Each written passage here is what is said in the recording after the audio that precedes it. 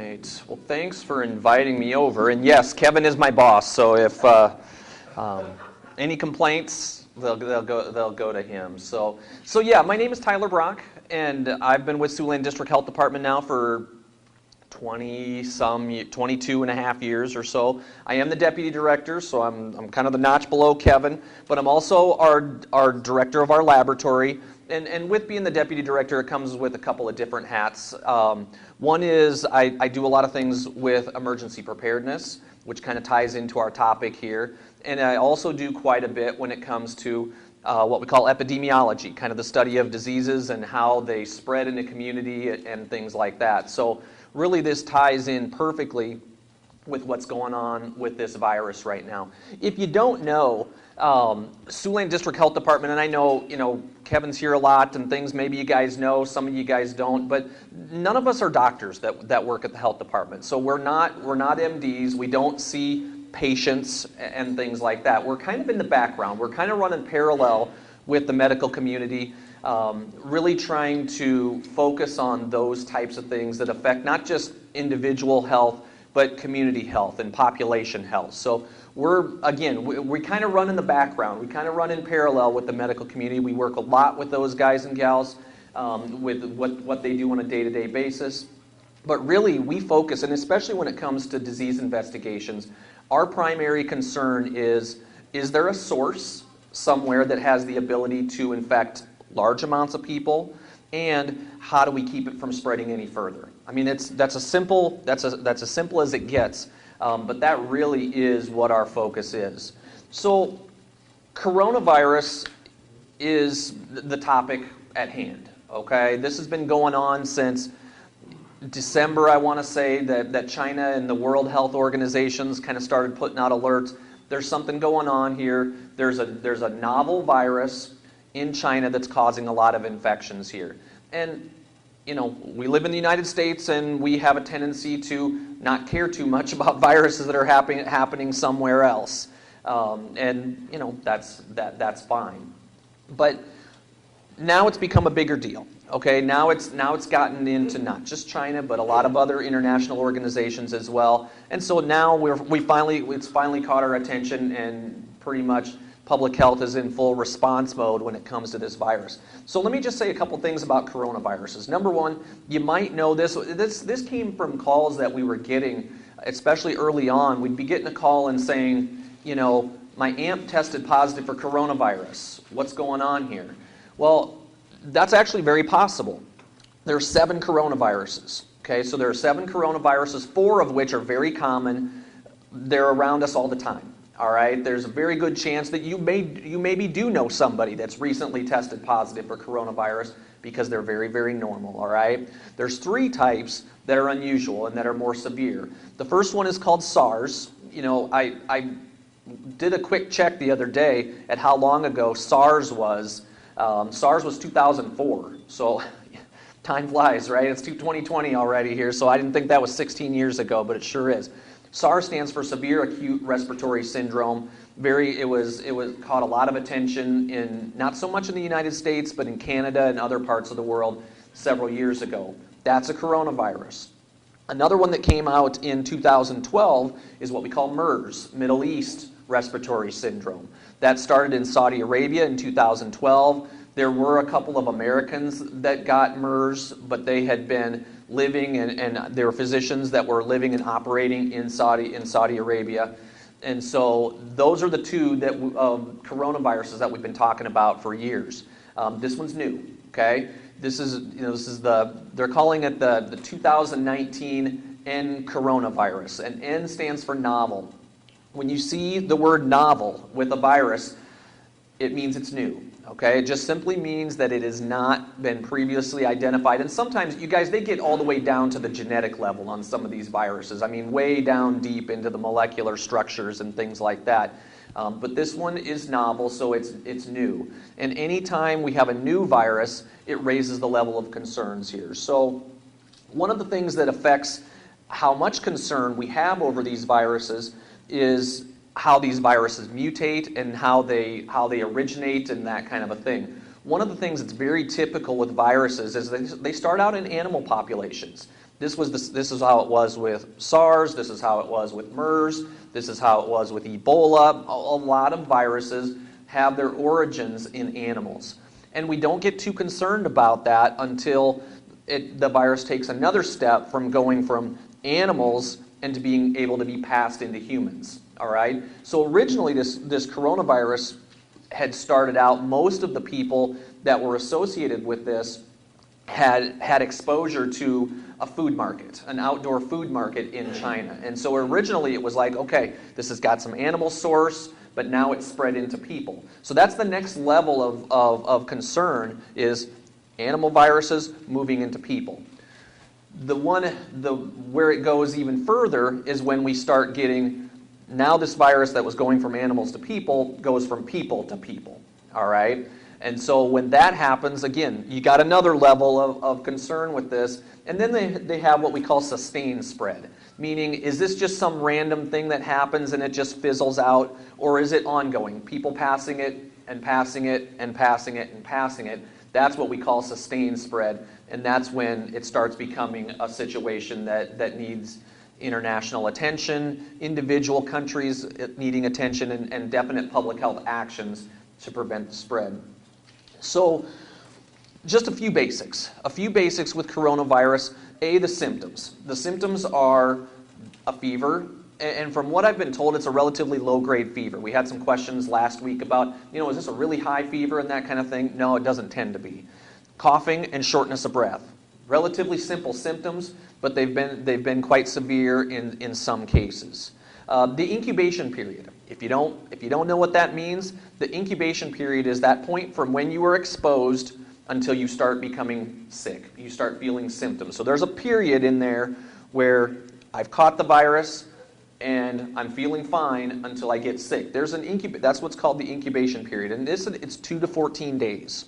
All right, the incubation periods make a big difference to us in public health, because as we're trying to find out if I have something, and we're trying to find out who else has Tyler infected, we go back to that incubation period. Or if we're more specifically, if we're trying to figure out where did Tyler get this virus, we go back to this at the beginning of the incubation period, and we see what I did during that time period, and those are the things that we focus on to try to find a cause. We also look at the incubation period when we're trying to prevent more infections, because if we're talking about quarantining somebody, we know that if it's going to take me 14 days to get this, that's going to be about the time period that we're going to need to quarantine somebody, so that we know for sure that they don't get sick before we can release them. Okay, so that's that incubation period, and then the infectiousness period. The infectious period, I just basically term that as, when is someone capable of infecting another person? A lot of times with viruses, we see some infectiousness even before symptoms begin. This one appears to be primarily when symptoms start. Although, with as many cases as there are, I'm sure there have been a few that have happened due to people not being symptomatic yet. But again, I mentioned at the very beginning this food market in China that was kind of being outed as the culprit as to what was going on here. But this has definitely gotten a lot more significant than that. And the primary focus, again, public health, we try really hard to start small, and we branch out when it's justified. Again, you'll probably hear me say it more than once during this talk, is that, just having these appropriate levels of concern.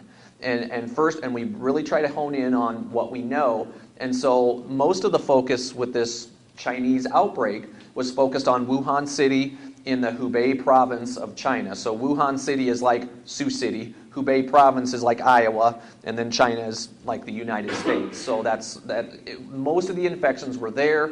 All of the travel advisories and things like that were coming out of this very spot. But it's gone way beyond just that primary area now, and really includes all of mainland China. So when you see some of the travel advisories and things like that, it includes all of China now, not just this specific place.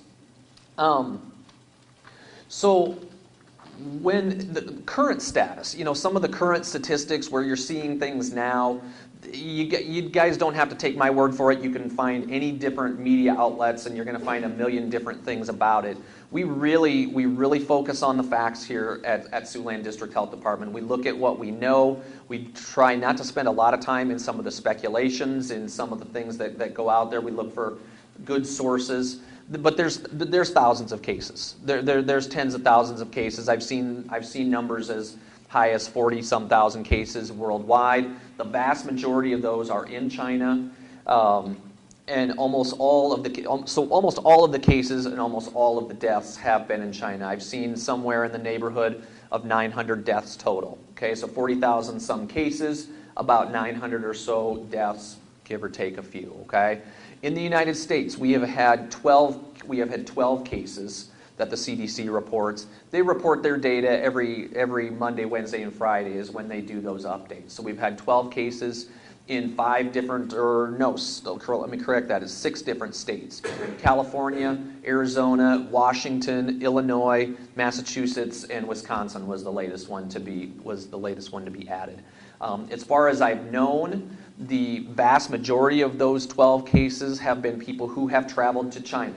There have been a couple that have gotten it in being in contact with a person who's been to China and has the virus. So that raises, a few questions. Again, it's not surprising that that's happened because it certainly happened in China.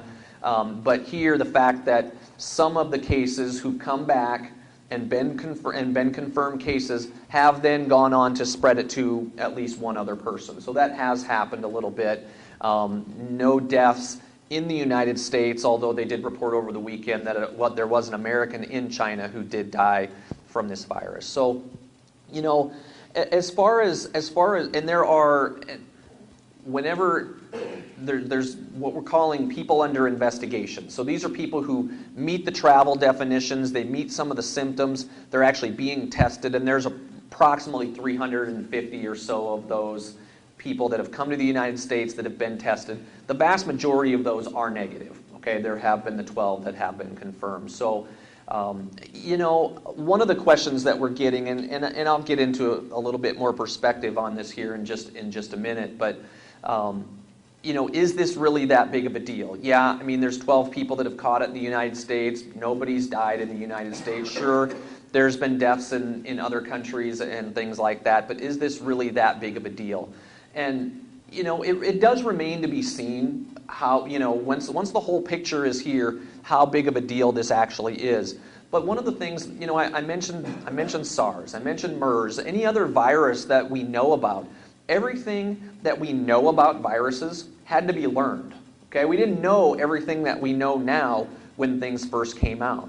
So there's a lot of what I'm saying here as far as symptoms and as far as what we know that could very easily change. And one of the things about new viruses is that we don't have any defense against them, okay? We don't have any immunity built up. There's no vaccines. There's no, treatments per se against these kinds of things. So, and we don't know the full ramifications of the severity. I was listening to a conference call with the World Health Organization last week, and they really talked about how some of the stiff measures they've taken for travel have been intended to keep this virus from taking a foothold in some of the third world countries where the healthcare isn't as good, where outbreaks are a lot more likely to have the negative consequences. Here in the United States, it's unlikely that most people will not die from this type of virus. It appears as of right now. But in other parts of the world, it can get really severe, and so some of the measures that they've taken have been intended to prevent them from getting into some of those other areas of the world. So what's public health doing? What's the response right now? One of the big things, and they learned a lot, and we learned it right along with them with Ebola a handful of years ago. One of the things among the community that we were talking about, because if you remember back to the Ebola days, when it's probably been 5 years ago now, I suppose, there was an individual who showed up at a Dallas hospital, was sick, but wasn't recognized as being Ebola at the time, got dismissed, came back to the hospital and died. of Ebola. And he was actually confirmed that he had Ebola. And then shortly after that, 2 nurses at that hospital also contracted Ebola. And so the big fear locally, and I'm sure it was no different wherever people are from, the big fear with that was that people were just going to walk in. People are just going to show up at the ER, they're just going to show up at my doctor's office, and how are we going to be able to recognize folks and deal with them when they just show up? So the feds, okay, at the federal level, CDC, they wrap their arms around, okay, where are people coming from? Well, in Ebola's case, it was West Africa. In coronavirus's case, it's primarily China. So we need to find these people right when they're traveling in. We need to catch them at the airports. We need to catch them when they get here. And once that starts, and that has started now for coronavirus, is that they are screening people as they come in. They're looking, okay, where are these people coming from? And if they have been through China, they're being screened for symptoms of a fever. They're doing a questionnaire, have you been sick? Where did you come from? That kind of a thing. And then they are finding out where are these people going. So, if one of the airports on the coast, just say Atlanta, for example, okay, so you flew into Atlanta, you're going to Iowa. So if they're symptomatic at the airport, they're being flagged right away. They're going to be in a quarantine situation where they are. They're going to be getting tested where they are, and that kind of a thing. If they're healthy, they're going to be sent home, but they're notifying the states where these folks are going. Okay, so if we've got someone who flew into Atlanta from Sioux City, the state of Iowa is getting notified, and then the state of Iowa will call these folks, and they'll do a little bit more risk assessment, because there are risk levels, okay? High risk, moderate risk, low risk, and it has to do with where in China were you located? What was your exposure? Have you been around somebody that you know has this virus? So there's different risk levels, and the state of Iowa is determining that by contacting these folks, and then they will let us, Siouxland District Health, as the Woodbury County Health Department, know, okay, you've got somebody in Sioux City, they're not symptomatic right now, but they're going to issue actual orders to be voluntarily quarantined for 14 days. Whenever we talk about isolation and quarantine, there's, a lot of times people use those terms interchangeably. Just for your information, isolation means that we are separating those people who are believed to be infected. Okay, so we isolate infected people, we quarantine people that we believe have been exposed to the virus, but they're not sick. Okay, so we believe they've been around it, but we don't know that they have it yet. We isolate people who have it, we quarantine people who don't have it, but may develop it. All right, so that's just a little bit of just differing of the terms. But local public health is going to be asked to deliver the orders from the state, check in with the patients a couple times a day. How you feeling? Tell me what your temperature is, and then we're keeping track of it that way. All of this is for the sole purpose of not catching the healthcare community by surprise. That we're not just showing up these people are not just showing up at the hospitals, and now how do we deal with this in the hospital? Like everybody was worried about with Ebola, that stops once we get a good handle on who's coming into the country, what states they're going to, what counties and cities they're going into, then we at least are aware of it. And the instructions for these folks are, if you do get sick, don't just go to the hospital, don't just go to the doctor, call the health department first. That way we can kind of work with these guys to try to make sure we get proper notifications. So I think everybody felt a lot better, and Ebola is not coronavirus, you guys, okay? Ebola is a lot more serious than this. But everybody felt a lot better once we got a good handle on who's actually coming here, all right? And so we felt really good about not being surprised. We've had a lot of calls from, just the ambulance units here. Well, what are we supposed to do with these people when if we get one? You're going to know, okay? You're going to, public health is going to do everything we can so that you know what kind of person you're picking up if it becomes necessary. So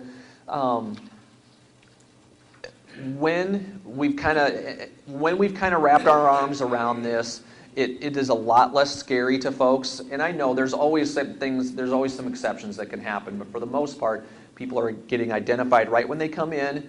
And the health departments all the way down the line, all the way to the local level, know where folks are, okay? And then the last thing, I guess, and then I guess we got a little bit of time for questions and that kind of a thing, is just some perspective. One of the things that they look at with viruses, as far as the severity, is how many people would one person infected with the illness, how many people would that person be expected to infect? Okay? So if I have coronavirus, the data that we have right now shows that it's going to be, I have the potential to infect about 1 to 2 people, 1.5 to 2.5 people per one infection. Okay? So that's significant, no question about that. But to put that into perspective, measles, which we have a vaccine for and a lot of us are protected against, but it's much more infectious. Measles, for every 1 case, you're likely to infect 18 people that are susceptible.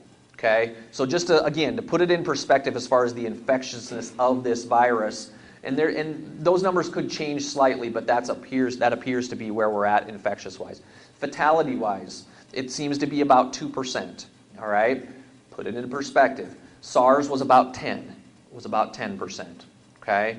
And then, you know, there's a lot of, you know, so and again, a little bit more perspective on this. Influenza deaths in Iowa, in the state of Iowa this year, 22. Okay? And that's only the ones where influenza is actually written on the death certificate. Okay? So we've had well into the 20s of people in this state pass away because of influenza infections, and you know, nobody fortunately has had that happen to them in the entire United States for coronavirus yet. So we really like to focus on that appropriate level of concern. We understand that new viruses are scary, and so we really try to make sure that we learn as much as we can about it, so that we can put out the public information that people need to, you know, to feel better about it in general, but also take everyday precautions. And those are the kinds of things that we really want to get out to folks, is that, you know, and in fact, we even had a physician or so last week that I heard about that actually was, you know, kind of fired up about the attention that coronavirus is getting. And the part of his argument was that, you know, look, people are going to, there's going to be 25,000 people in the United States die from a variety of viruses that we have all the time, and nobody seems to care about it anymore. But now this new one is taking everybody's attention. And while I can sympathize with that, again, what I said was every disease that we know about had to be learned. We had to learn about the things so that we, you know, things don't spread as fast as they used to. The viruses aren't as scary as they used to be because we know a lot more about those, and we've controlled a lot of those kinds of things as well. So that's just a little bit of perspective on it. So yeah, we really shoot for that appropriate level of concern. Most people are asking about, what can I do to prevent this kind of virus? And really all you can do are just the day-to-day things. There's no vaccine, there's no treatment right now. So it's just the day-to-day things. Cover your cough, stay home when you're sick, try to avoid being around sick folks. You know, and there's a lot of just everyday things that we can do to prevent this. So I think we've got time for a few questions. Anything out there? Yes, sir. Are paper or fabric masks of any use? Yeah, they are of some use. They are of some use because the way that this is spread is through respiratory droplets. Okay, so when we're coughing and sneezing, when we're spraying out stuff, when we do that, those kind of masks will stop that. Okay, now just the basic mask won't necessarily stop all virus from, you know, they're too big to stop all viruses from going through, but they're going to stop the drops. Okay, they're going to stop the droplets for the most part. And so they are helpful. They're certainly better than nothing. There's more sophisticated masks that, you know, that have filters in them and are specifically designed to filter out viruses, because viruses are teeny tiny little particles. And so there's more sophisticated masks, but those are certainly better than nothing. And for the general population, and I didn't even say this, but again, the general population's risk for this virus is very low. all right? And your risk of getting the virus is completely dependent on your exposure. So if you haven't had the travel history, if you haven't been around somebody with the travel history, you haven't been around somebody with the virus, your chances are very low. But again, for the general population, the masks that you're talking about are more than adequate. Healthcare providers and things like that probably need to ramp it up a level because they're a little bit more likely to interact with sick folks, and so probably need an extra layer of protection, but those masks are fine. Yes, ma'am? So do you know why people are quarantined at our home back there, Camp Ashland in Nebraska? Why did they take a full group there to quarantine? What do they have that others? Why that specific location? You know, I'm not 100% sure about that. I really am not. The folks that, my understanding of the folks that are quarantined there are Americans, you know, who couldn't get home. You know, they basically, because of the travel bans and things like that, they were in China. A lot of them were in the Wuhan city, kind of the epicenter. You know, if there's a center of this, it's in Wuhan city, China. And my understanding is that those people were kind of right in the thick of things, and they couldn't get home because of the travel bans and things like that. So we brought them home, but they are under quarantine for 14 days. Specifically why they were brought to that location and what facilities they have there, I honestly don't know. Weren't they brought under the auspices of UNMC, which has a very good infectious disease? That's very possible. That's very possible. That's what Ebola. Yes. Yeah, UNMC has one of the few biocontainment units, and that, you know, when you say that, that actually makes sense. So if someone would become positive out of this group, you're closer to the facilities that they have at UNMC. They're one of, I believe, 4 facilities in the country that has what they call a biocontainment unit, where they literally have, you know, full engineering, a full unit intended for highly infectious diseases. So that actually makes sense. I hadn't seen that, but that certainly sounds right. Yes, sir. Have they determined the animal reservoir? Not necessarily. Okay, so a lot of these animals. So some of the animals in the past have been camels, cattle, cats, bats. Bats are kind of a culprit a lot, and what I've seen is that bats are most likely the original source of this. What is the lifespan of this virus without a host? And at the same time, what age group reacts most violently to or death rate to the virus? Mm-hmm. Your first question, how long does it last outside of the body? And what I have heard is that it's short, meaning a few hours, that kind of a thing. That it does not, that surfaces are not a good source of passing this infection on, okay? It's coming straight from people. Age groups, I haven't seen the data on the age groups. What I believe is that it's pretty much all age groups have been affected. Anything else? Yeah. Doesn't this in fact make you a little bit nervous about going to countries that have open markets with food and animals? You know, I mean, those kind of markets aren't really my style. You know, they're not really my preference. It's not, and that is one of the things. You know, a lot of these viruses do start in other countries, and you know, again, Ebola was the same way. It's usually contained in kind of the middle of Africa, and then it got out. And again, it is a lot of, because there's these animal exposures. In other countries, they eat animals that we don't tend to eat around here. They're exposed to the animals that we're not exposed to here. And so I think the reality is probably your biggest risk in most situations are people spreading it to other people. As opposed to some of these animal exposures. But yeah, I'm probably avoiding it, but that's just me pre-coronavirus, and it's me after coronavirus. Right.